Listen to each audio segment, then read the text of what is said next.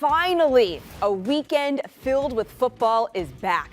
College football week 1 is here starting on Thursday. And here's a look at some of those games for you. Starting Central Michigan against Oklahoma State, then West Virginia at Pittsburgh, renewing that rivalry. Then VMI taking on Wake Forest, then a Big Ten battle, Purdue hosting Penn State. We'll bring in our college football writers for the big occasion, Chip Patterson and Barrett Sallee. We have to start with that rivalry game between West Virginia and 17th ranked Pittsburgh. Thursday's the 105th meeting all time, but the first time in 11 years, these teams facing each other. You got to know there's fierce competition between the fan bases, let alone the guys actually playing the game. Pitt is a 7.5-point favorite, total 52. Chip, what stands out to you in this one?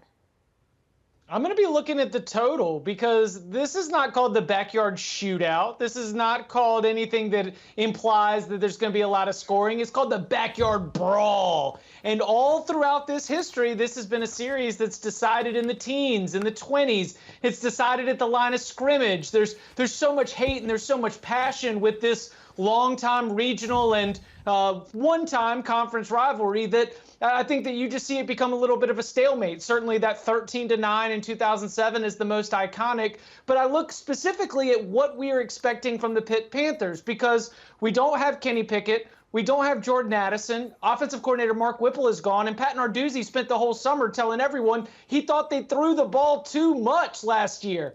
So Pitt gets back to the ground and pound. This is a Panthers team that's great at the line of scrimmage on offense, elite at the line of scrimmage on defense.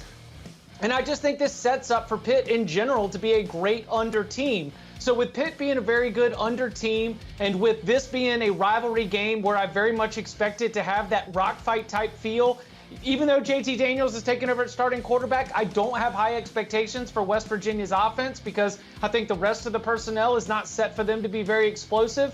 This is just too many daggum points for me in a rivalry game Thursday night. Everything that's packed into it, I'm going under. I like that call, Chip, and to go along with what you said, rock fight, old school.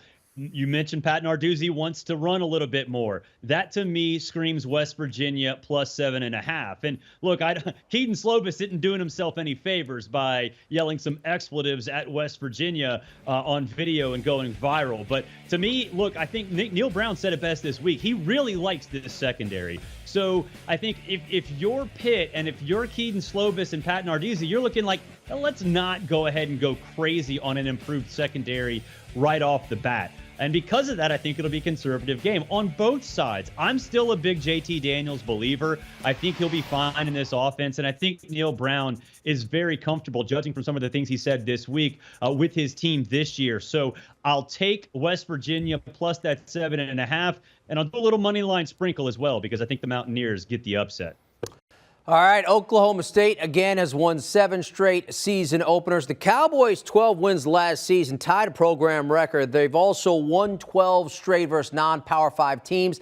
The last loss coming against Central Michigan in 2016. Spencer Sanders and company happened to get those Chippewas in Thursday's opener. Key here is the line has jumped to Oklahoma State favored by 21.5 from 20 and a hook. The total here at 59.5. Barrett, how might that change line sway your outlook for this kickoff?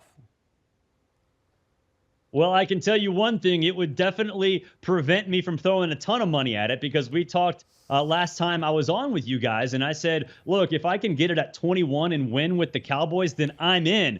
Now that bet would lose. So I would probably stay away from this game. But if I had to bet, look, I'd still bet Oklahoma State because I think maybe too much has been made about the absence of Jim Knowles. Derek Mason comes over from Auburn. He's a fantastic defensive coordinator. And he said this offseason, he's not going to change anything that's been working. He knows how Oklahoma State's identity's been built. Mike Gundy has ingrained that in that program, and I'm still a big Spencer Sanders believer. So I still think Oklahoma State wins. I think they cover. I don't think Central Michigan gets going at all on offense, but the fact that it jumped from 20.5 to 21.5 certainly gives me pause. Fire up, Chips. Let's go. Jim McElwain's going to have something ready. I'm saying that, like, and look, Jim, you mentioned the rivalry aspect, and I say rivalry with a little bit of joke to it, but Mike Gundy was furious when Central Michigan beat Oklahoma State in 2016 on a 5th down controversial call, and that ended up being a big game for Oklahoma State later in the season. But anyway, obviously everything's changed over. Mike Gundy still has revenge on his mind.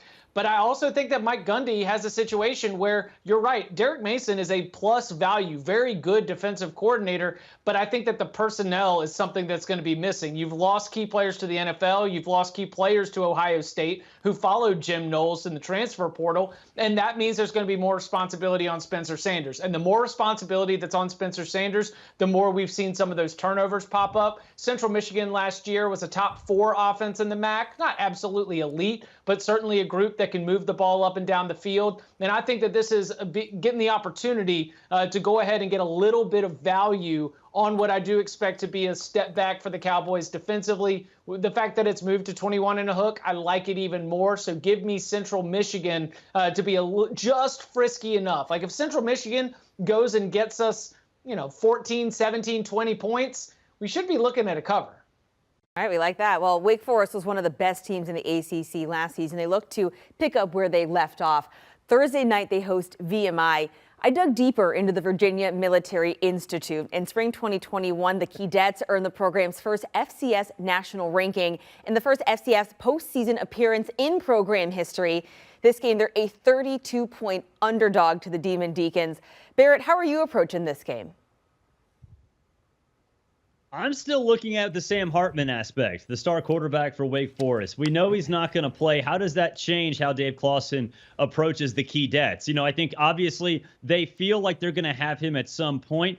I'm still concerned about this week. Look, they're going to win. They're going to take care of the Keydets very easily.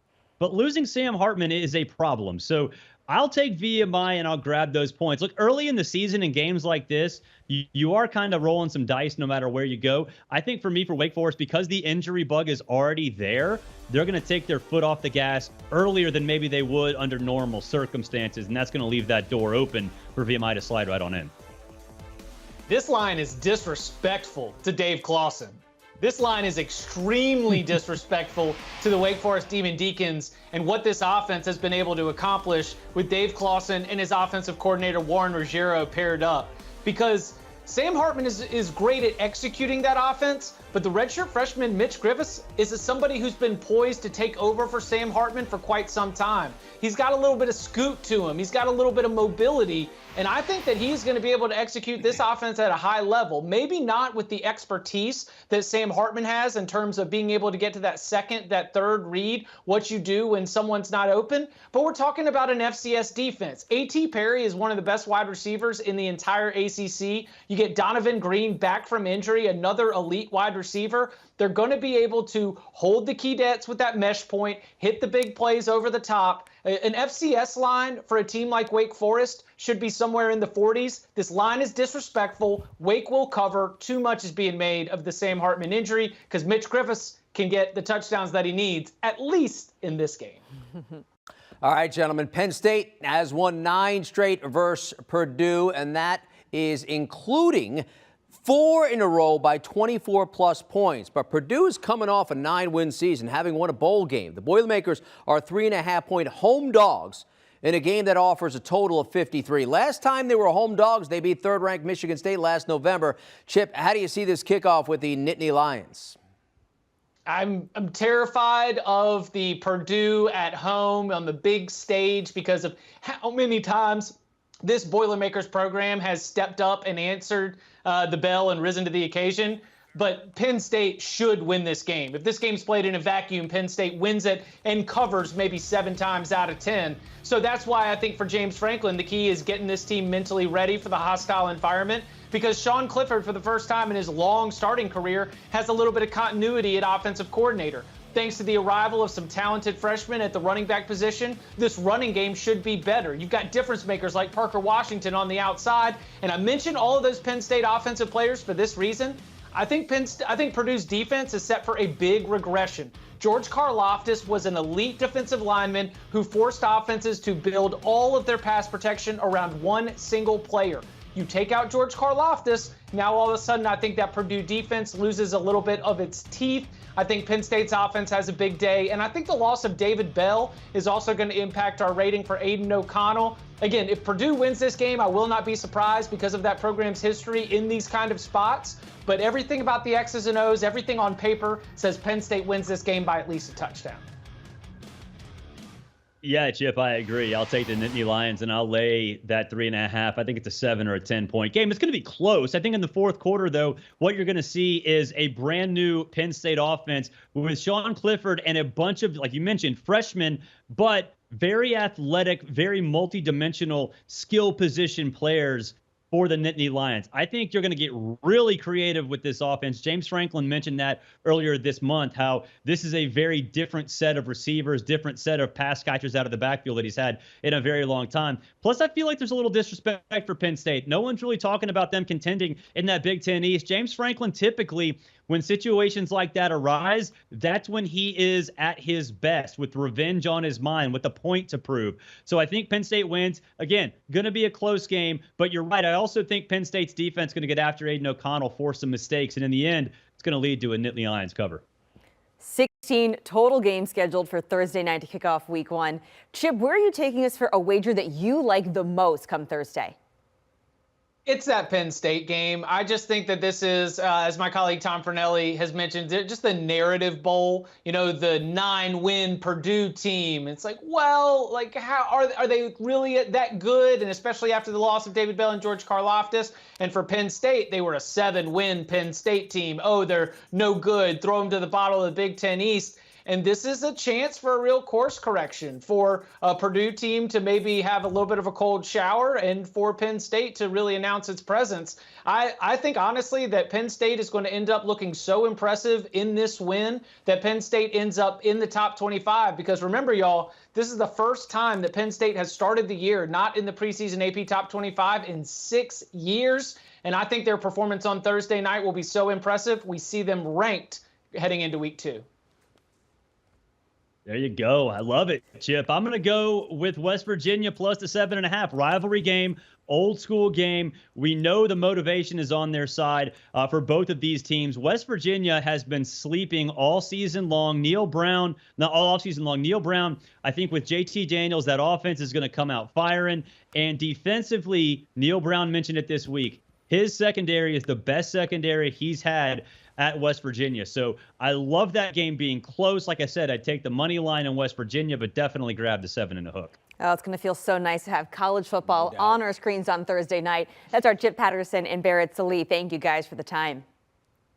And make sure you lock in these picks before kickoff on Thursday. Here they are for you one more time. Chip likes the under 52. Barrett going with West Virginia as they take on Pittsburgh. Central Michigan at Oklahoma State.